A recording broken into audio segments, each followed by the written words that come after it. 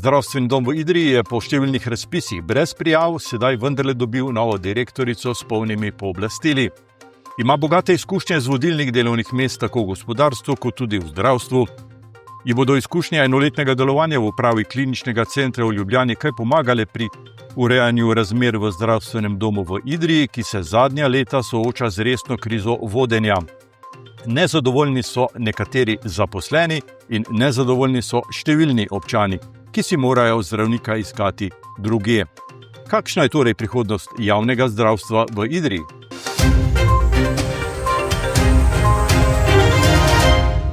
Varja Dolenc, pozdravljeni in dobrodošli v naši oddaji. Dober dan. Povejte nam, zakaj ste se pravzaprav prijavili na mesto direktorice v zdravstvenem domu? Zdravstvo me od nekdaj veseli. Ne vem, če sem že kdaj povedala, ampak moja diploma na ekonomski fakulteti je bila s področja zdravstva. Sicer pa sem celo kariero nekako zgradila svoje menedžerske izkušnje in v nekih obdobjih delala tudi v zdravstvu.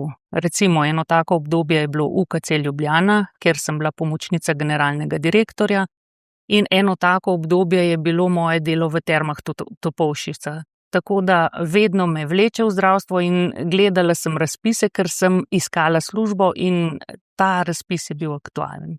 Sedaj pa prihajate pravzaprav iz založništva, iz poslovodstva Mladinske knjige, to je velika organizacija, ne? Drži. Vse organizacije, kjer sem delala, so bile velike, zato ker mi je kompleksna organizacija izziv. Trenutno sem v poslovodstvu Mladinske knjige, kjer pokrivam kadrovsko službo, finance in računovodstvo, splošne posle, revizijo, skratka neke zaledne službe, ki so pač skupne večjim družbam, recimo. Študirali pa ste tudi v tujini? Ja, diplomirala sem na ekonomski fakulteti v Ljubljani. Potem sem pa magistrski študij opravila na University of Reading v Združenem kraljestvu. So pogledi na zdravstvo v Veliki Britaniji drugačni? Ja, takrat seveda me zdravstvo ni zanimalo, ker sem študirala investicijsko bančništvo. Ima pa Velika Britanija tudi velike izzive v zdravstvu. V zdravstvo sedaj prihajate v času, ko se zdi, da je kriza, da so težave, čeprav to velja skoraj za vsako obdobje, ne? Ja, jaz mislim, da je treba se zavedati, da sta dva fenomena. V bistvu se je generacija zdravnikov, ki je bila baby boom, najširša generacija po vojni, upokojuje. Naša demografska piramida je pač taka, da je skozi manj generacij, hkrati se pa pač dogaja to, da se prebivalstvo stara. Dodatno smo odprli vse poti za naše mlade zdravnike, da lahko krožijo po Evropski uniji, kar je seveda po eni strani dobro, po drugi strani pa tudi iz tega naslova prihaja do odliva zdravnikov. Tako da verjetno bomo vedno v nekem izzivu, zaradi tega, ker pač rabimo vedno več zdravstvene oskrbe, pač generacije so manjše, zato je treba delo čim bolj organizirati tako, da v tem dobro preživimo in da dobro oskrbimo naše paciente. Da vsak pacient dobi termin pri zdravniku in da je pregleda, ne glede na sistem organizacije. Ja, drži. Jaz mislim, da je to zelo pomembno, a ne ta dostopnost do zdravstva, vodstva, zdravstvenih domov, bolnišnic, bom rekla, cel sistem političnega vodenja zdravstva mora biti tak, da ljudem to omogoči. Zdravnikov ni dovolj na ravni Slovenije in tudi ne v občinah Idrija in Cerkno. Kako se boste spoprijeli s tem problemom? Ja, zanimivo, brala sem nekaj stvari glede zdravnikov in zanimivo je to, da imamo na nivoju Slovenije na 1000 prebivalcev skoraj najmanj zdravnikov v Evropi. Jaz mislim, da je zelo pomembna stvar, ki jo direktor lahko naredi, ustvarjati razmere, v katerih bodo ljudje radi delali. Skratka, tisti kadri, ki se iz Idrijsko-Cerkljanskega in te okolice bližnje odločijo za ta poklic, da imajo, bom rekla, take razmere, da lahko kvalitetno delajo. To je eno. Drugo je pa, da zato je pa treba zelo dobro komunicirati z občinami, z župani, ker občine pa so odgovorne, da se sama stavba, same investicijo naredijo, sicer pa je plačnik zdravstvenih storitev seveda Zavod za zdravstveno zavarovanje. Če pa seveda bomo imeli še vedno težave, bomo iskali zdravnike tudi drugje. V občini Idrija je že en dober primer, strokovni direktor ni iz teh koncev, pa se je zelo dobro vpel v sistem. Trenutno je okoli 2300 občanov brez izbranega osebnega zdravnika. To težavo nekako rešuje posebna ambulanta, ampak načeloma bi ti ljudje bili upravičeni pravzaprav do svojega zdravnika. Ja, tudi po Sloveniji imaš nekaj ljudi, ki pač nimajo izbranega zdravnika. Določeni ljudje očitno sploh v zdravstveni sistem nočejo, teh je seveda manj. Sicer pa jaz mislim, da smo pač dolžni skrbeti za vse možne načine, kako ljudje lahko pridejo do zdravnika. Te ambulante za neopredeljene so dobra rešitev, niso pač najboljša, ker te lahko enkrat zdravi en, drugič pa drug zdravnik, pa vendarle do zdravstvene oskrbe lahko prideš. Tako da na različne načine se bomo pač trudili še naprej to zagotavljati. Na zadnji seji sveta občine v Cerknem so predlagali tudi, da bi ta ambulanta en dan na teden delovala v Cerknem, to najbrž pomeni, da bi en dan manj delovala v Idriji. Ta predlog je res bil pred dnevi na občini, tako da bi jaz rada proučila, kakšne so možnosti, pa bi na to sploh potem odgovorila. Kakšne spodbude lahko date novim mladim zdravnikom? Župan Idrije mi je povedal, da ima na voljo eno stanovanje, ki je dostopno za te zdravnike. Stanovanje je zanimivo, dalj časa prazno, torej verjetno niti ni tega interesa. Jaz mislim, da ljudje iz te regije, ki se odločajo za zdravstvene poklice, najverjetneje želijo tu ostati in imajo neke razmere, kjer bi sami delali. Torej, vsekakor, če se da priskrbeti stanovanja, kakšno drugo pomoč za mlade družine, tudi kakšno pomoč za nekoga mogoče, ki je starejši, pa bi vendarle v regijo prišel. Tako da iskali bomo neke individualne načine, kaj komu ustreza in kar se da seveda zagotoviti, ker pač vseh stvari se tudi ne da.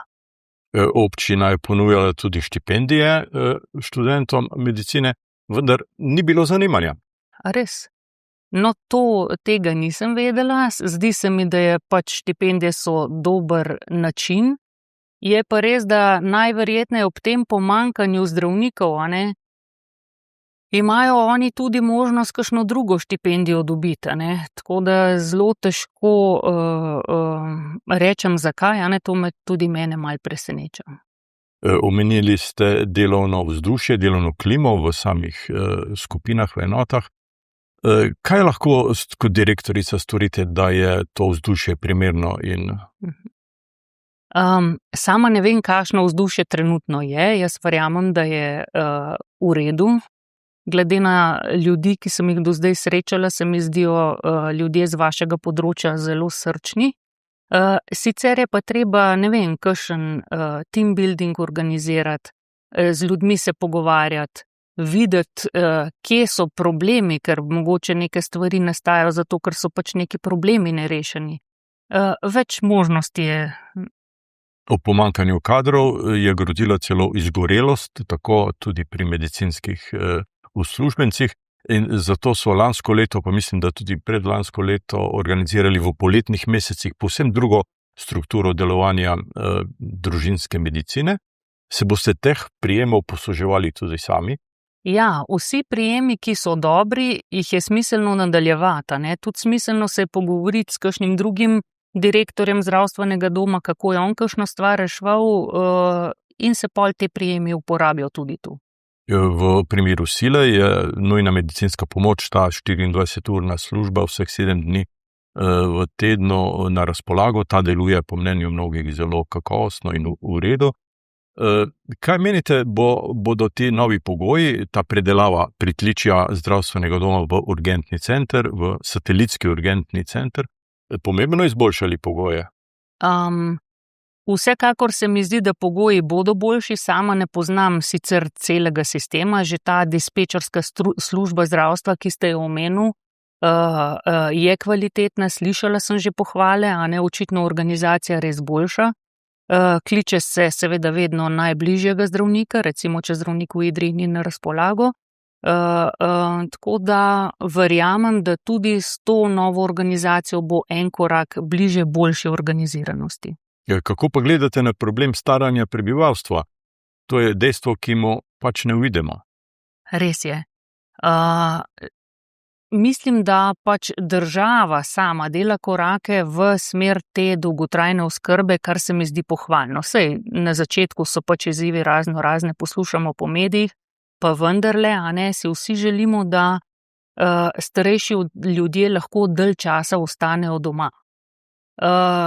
Res je, pač prebivalstvo se stara in tudi mi moramo v zdravstvenem domu se temu sistemu prilagajati, a ne. Mogoče, jaz zdaj zelo težko rečem, ker moram najprej spoznati, a ne, kako sistem deluje. Sem pa slišala, da mnogi starejši ljudje kličejo zdravnika in ga ne morejo dobiti na telefon. Mogoče so na nekih oddaljenih kmetijah, mogoče sploh niso tako zelo prizadeti, samo pogovorili bi se radi, a ne, in te možnosti zaradi prezasedenosti zdravnikov ni. Kakšna ta stvar se pa da tudi z njimi drugimi prijemi rešiti. V vaši prijavi ste omenili tudi razvoj paliativne oskrbe, to je skrba, bi rekel, zelo bolnih, hudo bolnih ljudi. Kaj ste mislili ste? Mislila sem, da so sigurno potrebe čedalje večje, potem, ker se pač prebivalstvo stara, a ne. Verjamem, da bi mogli tudi na tem področju najti nek pristop, a ne, ker ta sistem paliativne oskrbe je pa tudi v celi Sloveniji zelo velik problem. Center za krepitev zdravja, to je ena tako zelo pomembna enota zdravstvenega doma. Kako bi jo približali ljudem, da bi še bolj se vključevali v te programe? Ja, te programi Centra za krepitev zdravja so zelo pohvaljeni, saj v Idriji delajo očitno odlično. Ne znam vam odgovoriti, kako bi to naredila, ker bi najprej mogla videti, kako to deluje.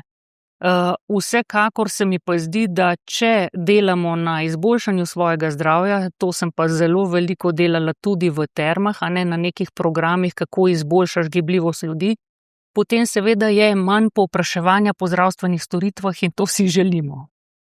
To si želijo tudi delodajalci, podjetji, naprimer Hidrija Kolektor, omenjate jih v vaši prijavi.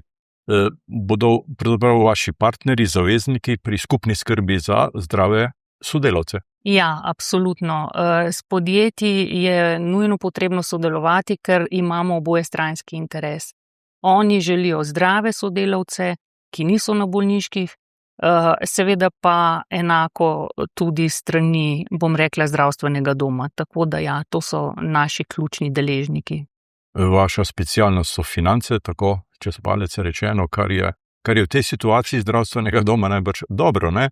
Lansko leto je zdravstveni dom zaključil z, mislim, da okrog 150 tisoč evrov izgube. 150 tisoč evrov izgube pri 10 milijonih prometa. Vas ta izguba kaj skrbi?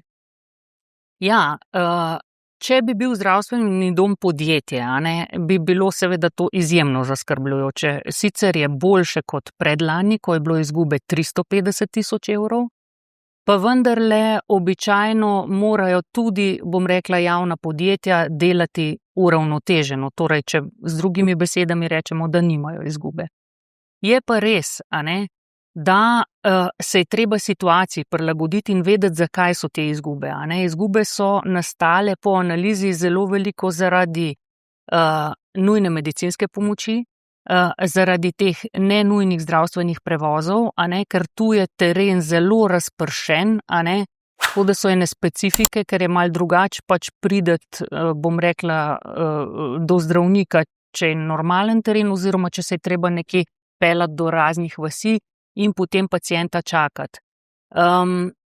Več načinov je, kako izgubo odpraviti. Eno je, da se dobi višje prihodke, a ne. Drugo pa, da se pač skuša znižati stroške.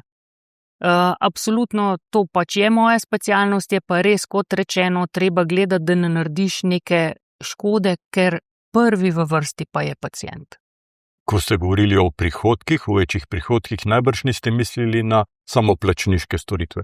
Ne, mislila sem na dodatne prihodke Zavoda za zdravstveno zavarovanje, a ne, kamor je treba obrazložiti situacijo in pač videti, ali se kakšna stvar da narediti. Je pa tudi eden od načinov, ki ga imam pa v mislih, za zniževanje te izgube, pa da delaš več tržne dejavnosti, se pravi na nekaterih področjih, kjer povpraševanje je, kjer so zdravniki pripravljeni delati, a ne, s tem se pa pol delno pokriva izguba, ki nastane iz tega dela, ki jo pač smo pridelali.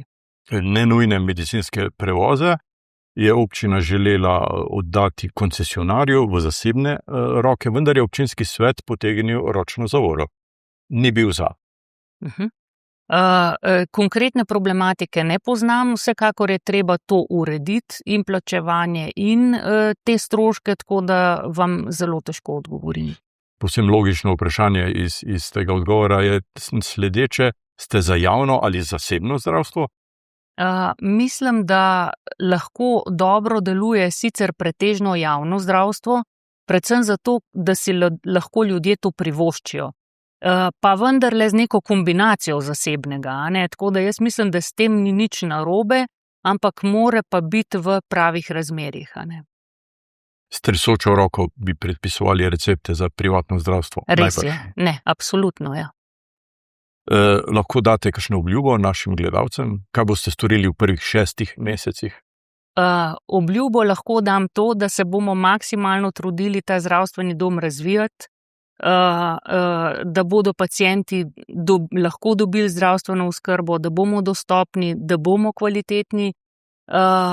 Prve 3 mesece si bom vzela, da spoznam sistem, da se pogovorim z ekipo, da vidim, kje so problemi. Tako da naprej bomo pa začrtali delo za naprej. Mislim, da je zelo ključna stvar, da se naredi za 4 leta in bom rekla načrt, kako bojo zdravniki odhajali v penzion in kako bomo nadomeščali zdravnike, kakšne specializacije potrebujemo. Kakorkoli niso samo zdravniki tisti, ki so deficitarni, verjetno enako tudi pri medicinskih sestrah, more biti v zdravstvenih domovih nekoliko manj, kot je to v bolnišnicah, pa vendarle mislim, da je treba delati na celotni zdravstveni ekipi. Varja Dolenc, direktorica zdravstvenega doma v Idriji, jaz vam zahvaljujem za ta obisk, za ta pogovor in vam želim uspešno vodenje tega pomembnega javnega zavoda. Hvala lepa. Vam, spoštovani gledalke in cenjeni gledalci, pa hvala za pozornost in seveda srečno.